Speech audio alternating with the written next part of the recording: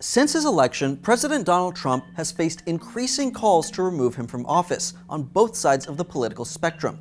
And while there are several methods of removal detailed in the US Constitution, one that's received a renewed amount of interest is not impeachment, but the rarely cited 25th Amendment.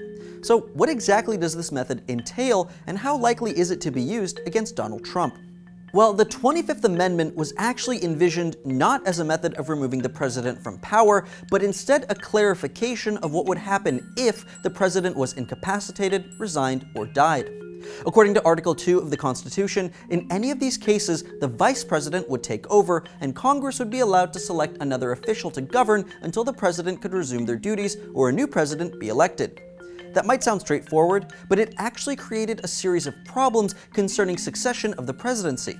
When the VP takes over, does that mean they're now officially the next president, or are they simply acting president until the next one is elected? And who becomes vice president? One example of this ambiguity was after the assassination of Abraham Lincoln. When Vice President Andrew Johnson took over, he didn't name a new vice president. 3 years later, he was impeached. Had the Senate voted to remove him from office, which they did not, there would have been no second in command to take over the presidency. Clearly, this question of succession had to be dealt with, and that's where the 25th Amendment came in. It delineated 4 sections.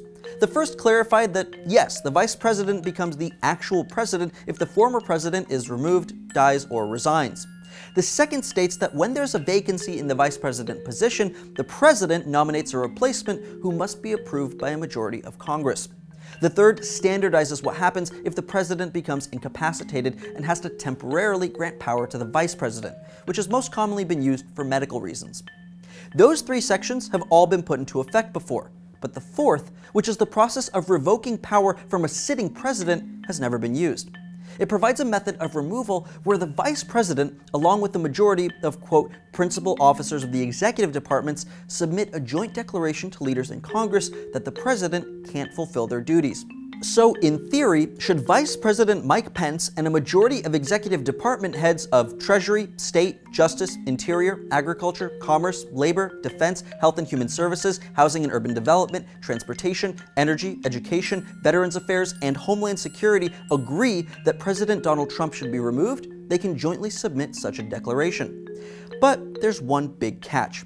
The 25th Amendment allows for the president to simply submit a second declaration stating that they are, in fact, capable of fulfilling their duties.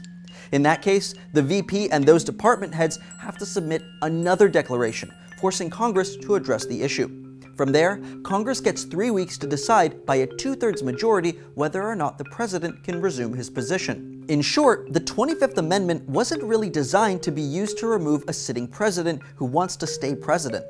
And realistically, if the vice president, along with most of the executive departments and a 2/3 majority of Congress are voting to remove the president, by then, it's more likely that he'd just be impeached. So, can the 25th Amendment remove Donald Trump? Technically, yes, but it's not likely.